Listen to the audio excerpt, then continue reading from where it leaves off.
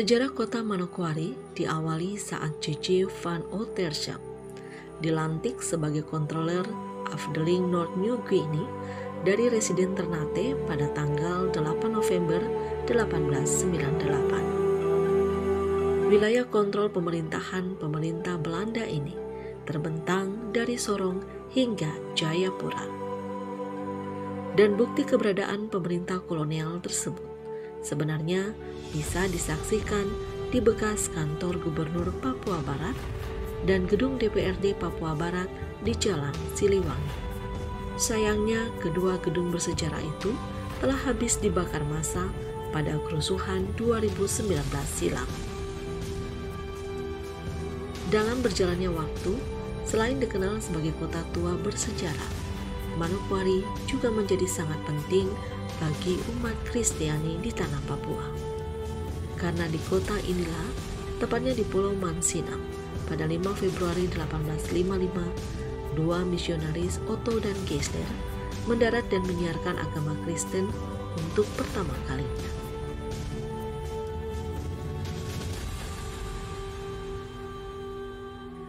Seiring berjalannya waktu, Manokwari terus berkembang.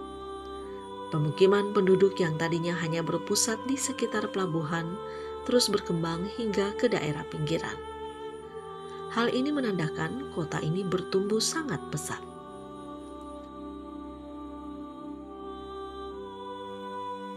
Data terakhir menunjukkan Kabupaten Manokwari kini memiliki 9 distrik dengan jumlah penduduk mencapai kurang lebih 166.000 jiwa. Dengan status sebagai ibu kota provinsi, kota ini tentu harus terus berbenah. Manokwari mengalami kemajuan yang cukup pesat. Tentu dari aspek jumlah penduduk, saya kira tahun ini kita sudah mencapai 200.000 lebih kependudukan kita.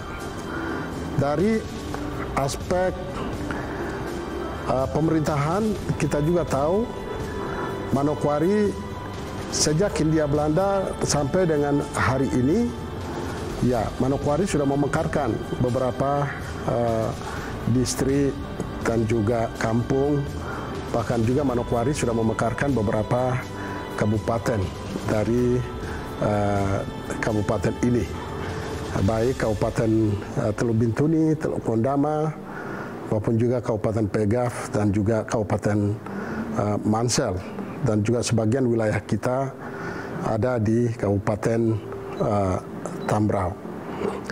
Dari aspek infrastruktur, saya kira dengan keberadaan kota ini, lalu kemudian memungkinkan penyelenggara pemerintahan menjadikan Manokwari sebagai pusat pemerintahan, lalu kemudian banyak aktivitas pembangunan boleh dikerjakan dan juga dibangun dalam semua aspek pembangunan, baik aspek ekonomi, tetapi juga aspek sosial budaya, termasuk aspek pendidikan dan juga kesehatan dan infrastruktur.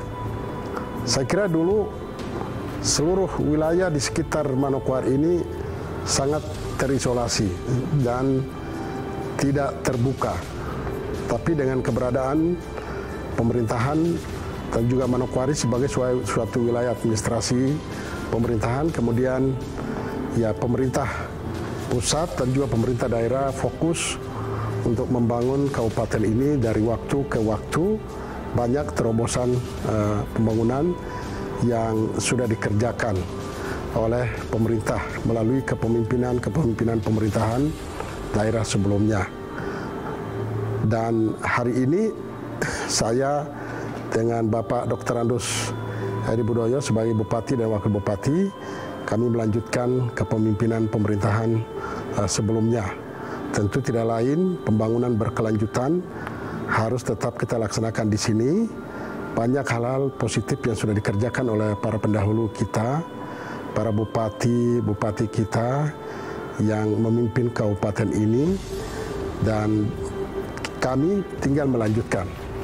Ada banyak hal yang belum dikerjakan oleh mereka, kita lanjutkan. Tapi yang sudah dikerjakan oleh mereka dan baik, ya kita juga lanjutkan. Kita berharap pembangunan Manokwari dari waktu ke waktu bisa mencapai kejayaan peradabannya. Tak hanya dari infrastrukturnya yang terus berkembang, kehidupan sosial masyarakat di kota ini juga semakin kompleks. Lalu saya berharap bahwasanya seluruh masyarakat Manokwari juga harus hidup dewasa, di mana kedewasaan itu terlihat tidak hanya dari aspek fisik kita, tetapi bagaimana kita bisa bertanggung jawab bersama-sama dan kita bisa hidup mandiri dan tidak boleh menggantungkan hidup kita mutlak untuk harus dilayani oleh pemerintah semata-mata.